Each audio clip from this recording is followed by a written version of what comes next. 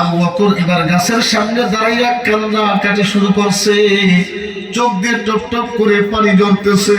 আসমানের মালিক দিয়ে ডাকতে বলতেছে, মালিক, আসমানের মালিক, তুমি আজকে আমার যে জান্নাতের সার্টিফিকেট দিলা, আমি আবু বকর অন্তরে যদি অহংকার চলে আসে, আবু বকর তুই তো জান্নাতের সার্টিফিকেট পাওয়া গেলি, আজকের পর থেকে নামাজের দরকার নাই, আমলের কোনো দরকার নাই। আর জান্নাতের সার্টিফিকেট পাওয়ার পর আমি আবু বকর যদি মনে মনে চিন্তা করি, আবু বকর তুই তো জান্নাতের সার্টিফিকেট পাইলি, তোর কোনো আমলের আজকের পর থেকে আমলের দরকার নাই, নামাজের দরকার নাই। শয়তান যদি আমি আবু বকরকে আইসা ধোঁকা দিয়া বলে, আবু বকর তুই তো জান্নাতের সার্টিফিকেট পাইছস, আর নামাজ পড়িরা লাভ কি, আর আমল কইরা দরকার কি? কথা বলেন ঠিক কিনা? আবু বকর আফসোস করে, যদি অহংকার চলে আসে, আল্লাহ না করুক, আজকে যদি আবু বকরকে এই জান্নাতের সার্টিফিকেট না দিয়া এই এলাকার কোন একজন মানুষের যদি আজকে রাতে জিব্রাইল আইসা বলে, যা আল্লাহ আমি জিব্রাইলের মাধ্যমে তোর কাছে খবর পাঠাইছি তুই জান্নাতি, আমার মনে হয় আমরা মুসলমান বাঙালিরা আগামীকাল সকাল থেকে টুপি থাকবে কই, জুব্বা থাকবে কই, লুঙ্গি থাকবে কই, আর আমি তো জান্নাতের সার্টিফিকেট পেয়ে গেছি, নামাজ আর রোজা দিয়ে দরকার কি? কথা বলে ঠিক কিনা? আর আবু বকর জান্নাতের সার্টিফিকেট পাইয়া লগে লগে দৌড়াইয়া জঙ্গলের মধ্যে চইলা গেছে। নিজে কেন মানুষ হইল, আল্লাহ তাআলা কেন মানুষ বানাইল, আফসোস করে। আফসোস থাকা দরকার কার ছিল? বলে আফসোস থাকার দরকার ছিল আমার আপনার। আফসোস করে আবু বকর পরকাল সম্পর্কে চিন্তিত থাকার দরকার ছিল আমার আপনার।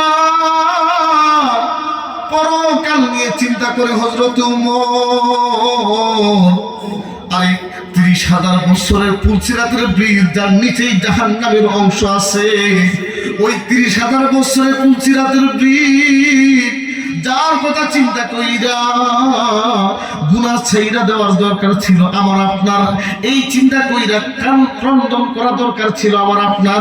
আর কাঁদতেছে আবু হুরায়রা, সুবহানাল্লাহ।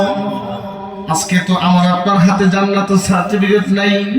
দেখেন আবু বকর কেমন মানুষ, জান্নাতের সার্টিফিকেট পাওয়ার পর ওই দিন থেকে আমল আরো বাড়ায়া দিছে। আল্লাহু আকবার করুন। ওই দিন থেকে আবু বকর আমল বাড়ায়া দিছে। একদিন গভীর রাত্রিতে হযরত ওমর রাদিয়াল্লাহু তাআলা আনহু এক বুড়ির বাড়িতে,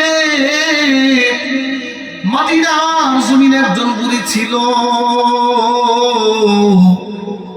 আরে দেখেন হযরত ওমর মনে করতেছে আবু বকর আমার সাথে আমল নিয়ে পাল্লা দিতেছে, কম্পিটিশন করতেছে, আমি ওমর আবু বকরকে কোনোভাবেই আমলের দিক থেকে যাতে আবু বকর আমার চাইতে অগ্রসর হইতে না পারে, ওমর ওই চিন্তা কইরা একদিন বুড়ির খেদমত করার জন্য রাত্রের 3টা বাজে, রাত্রের ফজর নামাজের আধা ঘন্টা আগে বুড়ির ঘরের মধ্যে গেছে।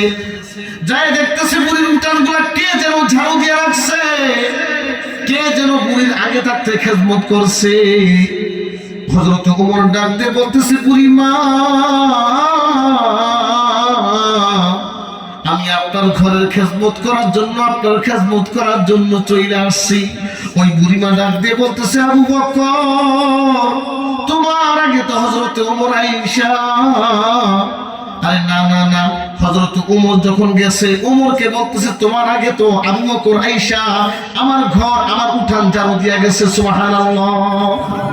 ওমর মনে মনে বলতেছে, মনে আজকে একটু কি হয়ে গেছে, দেরি হয়ে গেছে, আসতে লেট হয়ে গেছে, কালকে থেকে আজকে আসছে 5টায়, কালকে রাত থেকে আসবো 4টায়, একটু আল্লাহু আকবার করুন। আমার মুসলমান বাবাজি,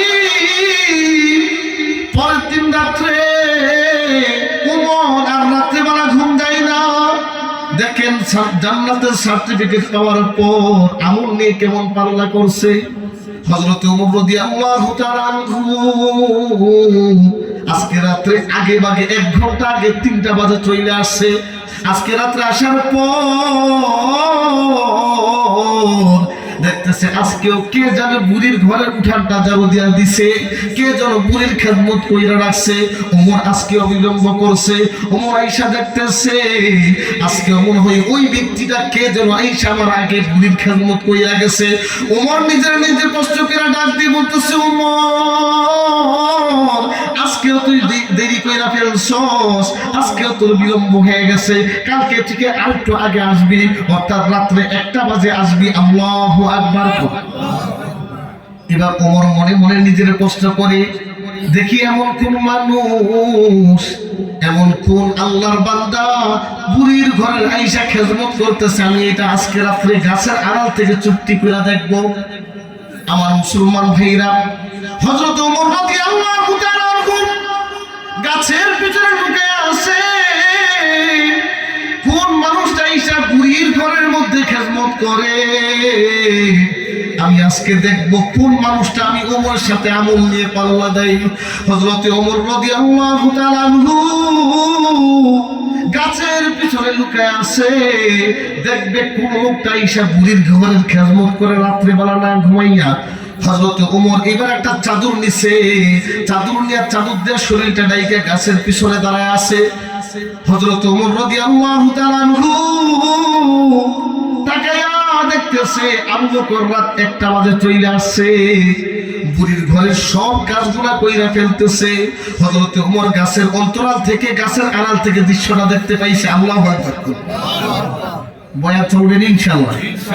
আমার মুসলমান ভাইরা, হযরত ওমর যখন চুক্তি করে করে গাছের আড়াল থেকে দেখতেছে, হযরত আবু বকর সিদ্দিক রাদিয়াল্লাহু তাআলা আনহু হঠাৎ করে ওমরে দেখে ফেলছে, কিন্তু চেহারা দেখে নাই। দেখতেছে কোন একজন ব্যক্তি গাছের আড়াল থেকে আবু বকরের দিকে এমন করে চাইয়া আছে। হযরত আবু বকর এমন করে দৌড়ায় ধরতেছে, কে তুমি কে, এমন করে যখন দৌড় দিছে, দেখতেছে ওমর দেখতেছে আবু বকর ধরার জন্য ওমরে আসতেছে। আবু বকর তো ওমরকে চিনে নাই। আবু বকর মনে করছে একটা চোর আসছে, মনে হয় একটা চোর বুড়ির ঘরের মধ্যে চুরি করার জন্য আসছে, এজন্য ওমরের পিছনে দৌড় দিছে। ওমর চাদরটা মাথার মধ্যে নিয়া ওমর এমন জোরে দৌড় দিছে, আবু বকর পিছনে পিছনে দৌড় দিছে। হঠাৎ করে আবু বকর ওমরের পিছন দিক থেকে দৌড়া ফেলছে। আবু বকর ডাক দিয়ে বলতেছে, আইরে চোরে দৌড়া ফেলছি, বুড়ির ঘরের মধ্যে মনে হয় আজকে চুরি করার জন্য আসছে, আর আজকে তোরে ছাড়বো না, আজকে তোরে আমি পাইয়া গেছি। ওমরে কোনো মতে ছাড়ে না। ওমর চুক্তি করে দাঁড়ায় আছে, ওমর ছুটার জন্য চাইতেছে। আবু বকর যেহেতু খাটো একজন মানুষ ছিল, আবু বকর একটু মোটা সাদা ছিল। খাটো মানুষদের শরীরে শক্তি কম নাকি বেশি?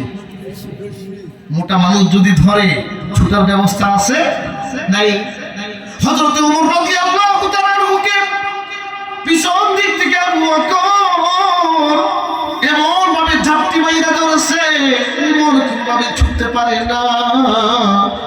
ওমরের মনের মধ্যে কষ্ট যাচ্ছে, হাই রে আবু বকর যদি আমার দেখা ফেলাই, আবু বকর তো আমার চিনা ফেলবে। হযরত ওমর কোনভাবেই চাদর সরায় না। হযরত ওমর রাদিয়াল্লাহু তাআলা এবার আবু বকর টান দিয়ে ঘুরায় ফেলছে। ছায়া থেকে, আরে এটা তো আমার বন্ধু, এটা আর কেউ না। আবু বকর ডাক দিয়ে বলতেছে, ওমর রে তুমি এই জায়গার মধ্যে কি করো? সুবহানাল্লাহ বলে। আরে ওমর তুই এই জায়গার মধ্যে? ওমর ডাক দিয়ে বলতেছে, আবু বকর তুমি এই জায়গার মধ্যে কি করো? আবু বকর ওমরকে প্রশ্ন করতেছে, তুমি এই জায়গার মধ্যে কি করো? ওমর ডাক দিয়ে বলতেছে, আবু বকর ভাই, আমি আজকে তিনটা দিন ধরে চেষ্টা করতেছি আমলের দিক থেকে তোমার চাইতে একটু বেশি আমল করতে পারি কিনা, কিন্তু 3 দিন চেষ্টা করার পর আমি ওমর চিন্তা করলাম যে ব্যক্তির জন্য আমি আমল নিয়ে যার সাথে কম্পিটিশনে পারতেছি না, পাল্লা দিয়ে পারতেছি না, ওই ব্যক্তিটাকে আমি আজকে লুকায় লুকায় দেখবো।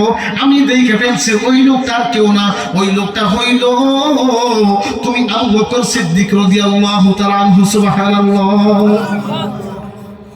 আবু হুরায়রা রাদিয়াল্লাহু তাআলা আনহু কান্না করতে করতে চোখের নিচে কালো দাগ পড়ে গেছে।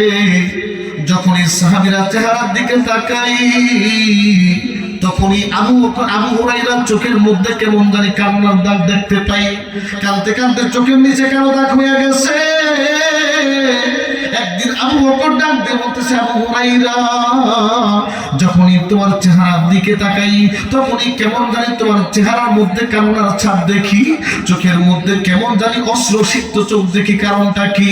একদিন হযরত ওমর আবু হুরায়রা রে বলতেছে, আবু হুরায়রা রে যখনই তোমার চেহারার দিকে তাকাই তখনই তোমার চেহারাটা কেমন জানি কান্না মাখা দেখতেছি। আবু হুরায়রা রে ডাক দিয়ে বলতেছে, হযরত ওমর রাদিয়াল্লাহু তাআলা আনহু, আবু হুরায়রা তুমি মনে হয় মৃত্যুর ভয়ে কান্নাকাটি করতেছো, বলেন তো আমি আপনাকে থাকবো নাকি দুনিয়া থেকে চলে যাবো? একটু বলেন, কেউ থাকতে পারবো? মৃত্যুর একটা ভয় সবার ভিতরে আছে কিনা নাই? হযরত ওমর রাদিয়াল্লাহু তাআলা আনহু আবু হুরায়রা রে ডাক দিয়ে বলতেছে, আবু হুরায়রা রে তুমি মনে হয় মৃত্যুর ভয়ে কান্নাকাটি করতেছো। একদিন আবু বকর বইলা ফেলছে, আবু হুরায়রা মনে হয় তুমি তোমার স্ত্রী সন্তান সম্পদ রে দুনিয়াতে রাইখা চলে যাবা, স্ত্রী সন্তানের ভয়ে মনে হয় কান্নাকাটি করতেছো, সম্পদ রাইখা দুনিয়া থেকে চলে যাইবা এই ভয়ে তুমি মনে হয় কান্নাকাটি করতেছো। হযরত আবু হুরায়রা রাদিয়াল্লাহু তাআলা আনহু হযরত ওমর রাদিয়াল্লাহু তাআলা আনহুকে ডাক দিয়ে বলতেছে, ওমর ভাই, আরে আমি তো দুনিয়ার মায়ার জন্য কান্নাকাটি করি না, আমি তো মৃত্যুর ভয়ে কান্নাকাটি করি না। আরে আমি আবু হুরায়রাকে কবরের মধ্যে রাখার পর কবরের মধ্যে কয় হাজার বছর থাকতে হবে, কবরের মধ্যে কয় লক্ষ বছর থাকতে হবে, কবরের মধ্যে কয় কোটি বছর না জারি থাকা লাগবে, কবর জগতের এই লম্বা সময়কে নিয়ে আমি চিন্তা কইরা কইরা কান্না থামাইতে পারি না। এই আবু হুরায়রা একদিন ওমরকে ডাক দিয়ে বলতেছে, ওমর ভাই, আমি আমার স্ত্রী সন্তান সম্পদকে রেখে দুনিয়া থেকে চলে যাব, এই ভয়ে আমি কান্নাকাটি করি না। কিয়ামতের ময়দানে যখন মিজানের পাল্লা দাঁড়া করাবে, মিজানের পাল্লার মধ্যে যদি আমার আমল হালকা হয়ে যায়, ডান হাতে যদি আমার আমল নামা আইসা, বাম হাতের মধ্যে যদি আমার আমল আইসা যায়, আমি সেই ভয়ে কান্নাকাটি করতেছি। আবু হুরায়রা ডাক দিয়ে বলতেছে, আবু বকর ভাই, আমি সম্পদের লোভে কান্নাকাটি করতেছি না, আরে 30,000 বছরের পুলসিরাতের ব্রিজ যেটার নিচে জাহান্নামের আগুন আছে, হীরা চাইতে যার চুলের চাইতে চিকন, এই 30,000 বছরের পুলসিরাতের ব্রিজ কেমন করে পার করব, ওই চিন্তায় আমি আবু হুরায়রা 24 ঘন্টা কান্নাকাটি করি। সুবহানাল্লাহ।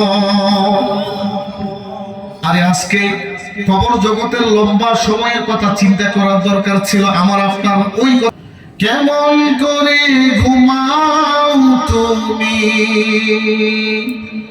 কেমন করে ঘুমাও তুমি, ফজর করে কাজা, এমন তো হতে পারে জোহরে জানাজা তোমার, এমন তো হতে পারে জোহরে জানাজা। কেমন করে ঘুমাও তুমি, কেমন করে ঘুমাও তুমি, ফজর করে কাজা, এমন তো হতে পারে জোহরে জানাজা তোমার, এমন তো হতে পারে জোহরে জানাজা। মুসলিম হয় না জন্ম নিলে মুসলমানের ঘরে, কাফের মুমিন তফাৎটা হয় নামাজের উপরে। কথা বলেন ঠিক কিনা? মুসলিম হয় না জন্ম নিলে মুসলমানের ঘরে, কাফের মুমিন তফাৎটা হয় নামাজের উপরে। এই জীবনে নামাজ যেন, এই জীবনে নামাজ যেন হয় না কবু কাজা,